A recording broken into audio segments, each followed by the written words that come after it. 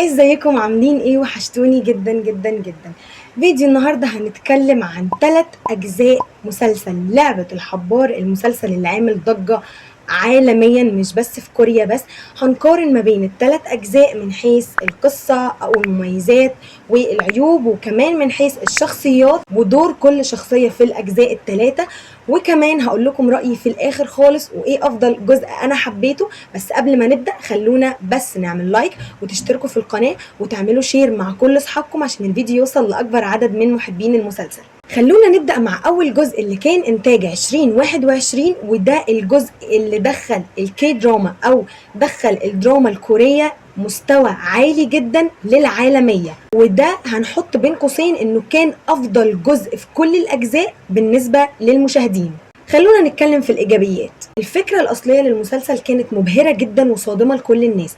فكرة إن هم يحولوا الألعاب البريئة أو الألعاب الطفولية الكورية لكابوس أو بشكل مميت أو بشكل خطير جدا كانت في حد ذاتها فكرة عبقرية جدا. قارن لنا أو وضح لنا الطبقية والديون والفساد. التصوير والإخراج كان عبقري جدا جدا جدا. كمان الموسيقى والديكور كانوا عامل بشكل كبير وأثر على نفسيتنا والتوتر النفسي بالنسبة لأن الألوان كانت زاهية، إلا إنها كانت برضو بتوترنا نفسيا هي والموسيقى تحديدا. ككل كان فكرة جديدة وكان بناء شخصيات قوي جدا، وكان بيتكلم عن النقد الاجتماعي في الطبقية بشكل واضح قوي. اما بقى السلبيات او العيوب كانت ان النهاية خذلت ناس كتير قوي. النهاية كانت نوعا ما ضعيفة، خصوصا ان البطل قرر ان هو ما يسافرش. وبرده زي ما قلنا ان ده الجزء اللي حط كوريا على خريطة الدراما في العالم. اما الجزء التاني فهو نزل 2024 وكان تحديدا في اواخر سنة 2024، كان تقريبا 26/12 نزل، وده بين قوسين كان العودة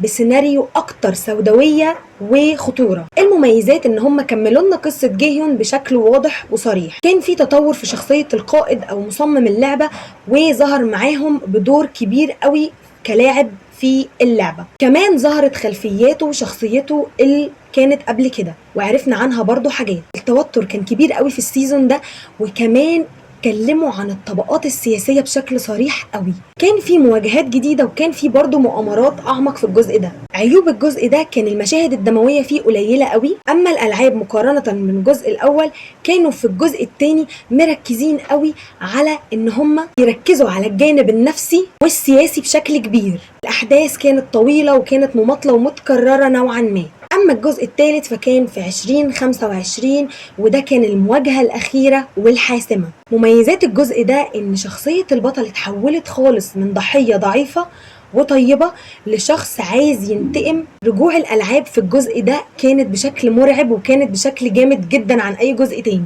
كان في مشاهد دموية وكان في أكشن كتير قوي بشكل قوي جدا. أما النهاية فكانت صادمة أكتر من الجزء الأول لأن كانت فيها تضحيات كتير ومشاهد صدمتنا كلنا وما كناش متوقعينها أبدا. أما عيوب الجزء ده فكان في شخصيات كتيرة قوي ملهاش وقت إنها تظهر في المسلسل، وكان في مشاهد كتير قوي متوقعة أو إن هي كانت تتكرر. يعني إحنا كنا عارفين إن ده هيحصل كذا وإن ده هيحصل كذا. النهاية عجبت الناس جدا جدا بشكل واقعي أكتر من العاطفة أو من إن عاطفتهم تتغلب إنه ليه البطل قتل نفسه في الآخر. ولكن برضو في الأكشن والتصوير كان الجزء الأول أحسن مقارنة بالجزء الثالث.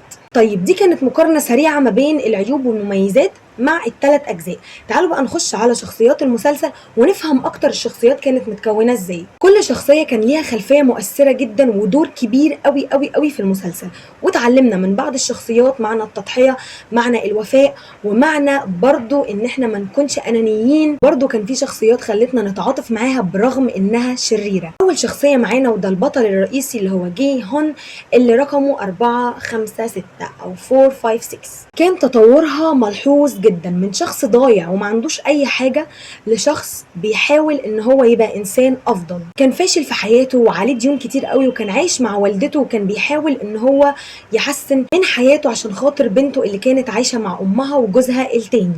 رغم ان هو عنده كل العيوب دي الا ان هو كان طيب وكان بيحب يساعد الناس جدا، وده خلاه يبان ضعيف وسط اللي كانوا بيلعبوا معاه في اللعبة. سانجو اللي هو كان رقمه 218 كان صديق طفولة البطل اللي هو جي هون، وكان ذكي جدا، وكان فخر الحي بتاعه عشان خاطر هو دخل جامعة مرموقة واتعلم تعليم نظيف. كان عكس البطل تماما، كان ذكي وشاطر في حياته، ولكن كان في جانب منه بيبين قد ايه هو خبيث واناني، ودايما ما بيحبش غير نفسه، وكمان بيحب يكذب على نفسه دايما ويوهم نفسه بحاجات ما كانتش اصلا هتحصل. كانج سي بيوك، البنت اللي كانت لاجئة من كوريا الشمالية وكانت بتحاول تنقذ اخوها وتلم شمل اسرتها تاني، كانت قوية جدا وشجاعة، في نفس الوقت كانت باردة جدا في مشاعرها، لكن مع الوقت في وجود الجزء الاول بدأت تبان ان هي طيبة جدا ومش باردة زي ما كنا متخيلين. كتير من الناس اتعاطفوا معاها لانها بتمثل الحياة الواقعية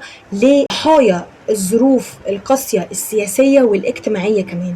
او إيل نام 001، الراجل العجوز اللي كان أول واحد دخل اللعبة، كان شكله بريء ولطيف وطيب، بس في الآخر خدنا المفاجأة الكبيرة، وكان هو مؤسس اللعبة بذات نفسه. مثل فكرة إن حتى لو أنت شخص كبير، المال والسلطة مش يعني ممكن يكونوا من اهتماماتك عادي، وكان بسببهم هو بيلاقي متعة في ان هو يشوف معاناة الاخرين بسبب المال وبسبب السلطة. تعالوا بقى نكمل شخصيات الجزء الثاني وكمان اللي اتضافت جديدة واللي اتضافت من الجزء الاول. اول حاجة شخصية البطل اللي هو 456، شفنا قد ايه ان هو اتطور من ان هو مش مجرد شخص بريء، ده بقى شخص عايز يهد النظام ويوقعهم كلهم وينتقم من كل اللي ورا اللعبة دي. تاني شخصية الفرونت مان او اللي هو القائد، كانت اكتر شخصية غامضة في الجزء التاني في الجزء الاول، والجزء التاني بين لنا كل الغموض، وعرفنا ان هو كان شرطي سابق، وعرفنا ان هو مش شرير 100%، وكمان عرفنا ان هو شارك معاهم في اللعب ده، غير انه كان بيفضل النظام عن المبادئ، وكمان كان في صراع داخلي جواه، وده شفناه على مدار الجزء التاني. الشخصيات اللي ظهرت جديدة هم الفي اي بي، وروهم لنا بطريقة اوضح، وعرفنا ان هم مش بس كوريين، لا ده هم برضو من دول مختلفة، كمان هم بس شغلانتهم ما طلعتش ان هم بيتفرجوا عليهم من ورا الشاشات كأنه فيلم، لا ده طلعوا مؤثرين في اللعبة بشكل كبير قوي. الشرطي اللي احنا كلنا كنا متوقعين ان هو مات، ولكن المفاجأة ان هو ظهر في الجزء التاني وقرر ان هو يرجع يدور تاني على الجزيرة ويعرف مكانها فين، وطول الجزء التاني هنشوف محاولاته بان هو عايز يشوف الحقيقة فين ومين ورا اللعبة وليه اصلا اسسها. اللاعب 120 كانت مقاتلة سابقة في القوات الخاصة، وكمان شفنا منها شجاعة كبيرة جدا في انها تقف جنب البطل وتساعده في ان هو يهد النظام ويشوف مين ورا اللعبة وينتقم منه. الام وابنها، العلاقة دي بينت لنا قد ايه الترابط الاسري القوي بينهم، وكان في بينهم علاقة قوية جدا، خصوصا ان الام دخلت اللعبة اصلا عشان تساعد ابنها وتخلص له كل ديونه. اما الابن احنا شفناه في الاول مهمل وشفناه شخص مش ناضج، اما بعد كده مع باقي الحلقات عرفنا ان هو ناضج وان هو يقدر يكون قد المسؤولية. البنت اللي من الجنود الحمر، البنت دي كانت شخصيتها مهمة جدا، هي اصلا كانت من قاعدة عسكرية في كوريا الشمالية، دخلت اللعبة عشان تبقى من الجنود الحمر، كان هدفها كله ان هي تدور على بنتها وتلاقيها. اللاعب 333 اللي كان حبيب البنت الحامل، اللاعب ده كان اصلا عليه ديون وداخل اللعبة عشان خاطر هو كان بيشتغل في العملات الرقمية وخسر كل فلوسه فبقى عليه ديون كتير، فدخل اللعبة عشان يسدها. اما البنت حبيبته اللي هي 222 ضمت للعبة في المقام الاول عشان تأمن حياة لطفلها كويسة جدا، وما اعتمدتش خالص على حبيبها اللي كان اصلا مش فارق معاه وكان كل همه ان هو ياخد الفلوس. اخر شخصيات الجزء الثاني هو سانوس، الشخصية اللي كانت تريفر اصلا وفقد كل فلوسه في المشروع او في مشروع العملات الرقمية اللي كان عامله اللاعب 333 وخسر فيه كل فلوسه. اللاعب ده كان سلوكياته وشخصيته وكل حاجة كانت مميزة قوي، كانت مخلية او مدية طابع مميز قوي في الجزء الثاني، واعتقد ان احنا مفيش حد كرهه برغم ان هو شرير، بس مفيش حد كرهه، كلنا كنا بنحبه الصراحة. اما بقى شخصيات الجزء الثالث هم نفس شخصيات الجزء الثاني وما انضمش عليهم حد جديد الا قلة قليلة يعني.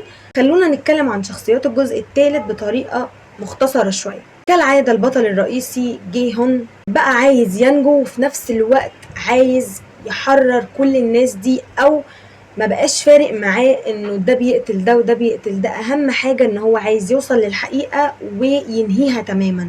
اما شخصية القائد مش بس مجرد قائد، ده هو كمان كان عايز يثبت لجيهيون انه ما يثقش في الناس. اما بقى اللاعبة 120 اللي ضحت بنفسها عشان تنقذ البنت الحامل وطفلها وكمان الست العجوزة، كانت من احلى المواقف وكانت من احلى الشخصيات حرفيا. والام لما ضحت بابنها برضه عشان تنقذ الطفلة ومامتها. وشفنا ان قد ايه بشاعة او التخلي اللي كان عند اللاعب 333 وطفلته او بنته، ان هو ما كانش حابب يحميها او ما كانش عايز يحميها، بالعكس هو في اخر لحظة قرر ان هي الفلوس ده البنت دي مش هتعيش. اما موقف البنت المجندة او من الجنود الحمر الصراحة كان من اجمل المواقف، ان هي ما ضحتش بنفسها وقررت انها تنقذ الراجل عشان بنته، وكمان انها تعمل كل المحاولات دي عشان تنهي برضو اللعبة. الصراحة الموقف بتاعها كان عاجبني قوي. ودي كانت كل الشخصيات اللي المفروض نتكلم عنها النهاردة. رغم ان الجزء الاول كان من افضل الاجزاء عند بعض الناس وانه كان صادم لينا جدا جدا، الا ان الجزء الثالث كمله وفهمنا حاجات كتير قوي. الجزء التاني خلاني احس بالراحة بالرضا ان خلاص دي النهاية. اما الجزء التاني فهو كان مرحلة انتقالية فقط لا غير. المسلسل يا جماعة كان مليان رموز اجتماعية مش مجرد العاب، ده غير ان هو كان مراية بتعكس المجتمع الكوري من حيث الديون والفساد، القوة والسلطة في التحكم في الضعفاء. النهاية بالنسبة لي كانت واضحة جدا وعجبتني جدا، كانت بتوضح انه ازاي النظام الرأسمالي ممكن يحول الانسان لأداة في لعبة كبيرة زي دي، وازاي الناس من كتر الطمع ممكن تدوس على بعض يلغوا خالص الإنسانية والمبادئ عشان خاطر الفلوس. في ناس كتير موت البطل ما عجبهمش، مع انه من وجهة نظري ان موته او انه لو ما كانش مات ما كانش وصل الرسالة كاملة لينا. لازم نفهم ان الانسان لازم يضحي في وسط ما الفلوس قدامه كتيرة قوي او الاختيارات قدامه كتيرة قوي. وكمان في حاجة مهمة قوي، ان اللاعب ما عملش زي القائد لما كان بيلعب اختار ان هو يقتلهم كلهم لما كانوا نايمين، لما نصحوا وقال له انت روح اقتلهم وهم نايمين وهتكسب ببساطة. القائد عمل كده، لكن البطل ما حبش ان هو يعمل كده، وحب ان هو ينتصر على القائد بان هو ما يسمعش كلامه، بالرغم من انه كان عنده فرص كتير ان هو يفوز. والجملة الاخيرة في المسلسل ناس كتير ما فهمتهاش، الا ان في برضو ناس كتير فهمتها. فانا الجملة دي بالنسبة لي ملهاش معنى، يعني جملة او تعريف البشر عموما ليه معاني كتير قوي عمرها ما هتخلص، يعني مش هتقتصر في معنى واحد بس. التعقيب الوحيد او الحاجة الوحيدة اللي ما عجبتنيش في الجزء التاني هي ان غياب العاطفة شوية، ما كانش بين الأبطال تعاطف كبير، ما شفناش حاجات تخلينا نعيط أو تخلينا نتأثر. الموضوع ده كان مضايقني قوي في الجزء التاني، بس في الجزء التالت شفناه وشفنا قد ايه التضحية، كمية التضحية اللي حصلت. من رأيي ان دي نهاية كويسة جدا للقصة دي، ونهاية تفهم ناس كتير قوي ان الحياة مش مجرد طمع وأنانية وإن أنا أفكر لوحدي. لا، إحنا لازم نتعلم مبادئ الإنسان، إن إحنا نكون إنسانيين، إن إحنا نضحي عشان الناس اللي بنحبها، إن إحنا ما نكسرش مبادئنا أو نفقد مبادئنا أبدا أبدا. بصراحة المسلسل من أحسن المسلسلات اللي أنا شفتها، ومش ندمانة أبدا أبدا إن أنا اتفرجت عليه. وأنا من رأيي أكتر جزء حبيته هو الجزء الأول. انتوا بقى قولولي ايه اكتر جزء بتحبوه وليه؟ ولو انتوا وصلتوا لحد هنا فانا بحبكم جدا يا جماعة، وبجد احنا قربنا نوصل على 2000 مشترك. انا مبسوطة جدا بالانجاز ده، وشكرا من كل قلبي للي بيعمل لي كومنت او اللي بيشارك فيديوهاتي مع اصحابه. بجد شكرا شكرا شكرا. ما تنسوش تقولوا لي رأيكم بكل صراحة، احنا هنا عشان نقول رأينا بكل صراحة ونتكلم بكل صراحة.